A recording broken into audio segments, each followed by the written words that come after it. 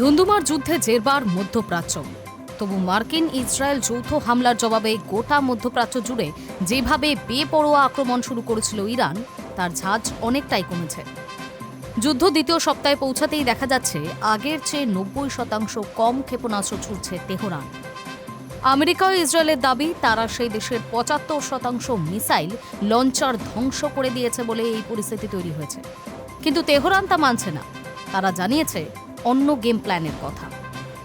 আইআরজিসির brigadier general Syed মাজিদ মৌসভি America ইসরায়েলের দাবি নস্যাৎ করে দিয়েছে। তার কথায় এই বিষয়টা একান্তই রণকৌশল। তাকে বলতে শোনা গিয়েছে, এখন থেকে আর 1 টনের চেয়ে হালকা যুদ্ধাস্ত্র সহ ক্ষেপণাস্ত্র ছোড়া হবে না, হামলার ঝাঁজ বাড়ানো হবে, তাদের পরিধি প্রসারিতও হবে। পাশাপাশি তাদের দাবি আমেরিকা ও ইসরায়েলের ঘাঁটিতে আরও তীব্র হামলা স্রেফ সময়ের অপেক্ষা। তবে ইরান এমন বললেও এখনো পর্যন্ত পরিষ্কার নয় তাদের ভাড়ারে এখনো কত মিসাইল রয়েছে। প্রাক্তন তুর্কি কূটনৈতিক সিনান উলগেনের মতে, ইরান আসলে সতর্ক থাকতে চাইছে।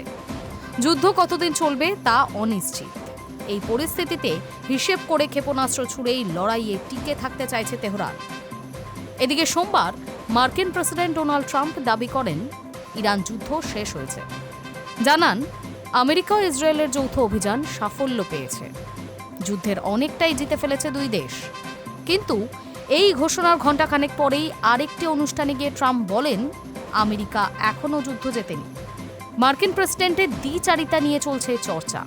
তবে 28 ফেব্রুয়ারি থেকে শুরু হওয়া সংঘাত থামার কোনো লক্ষণ এখনও মেলেনি।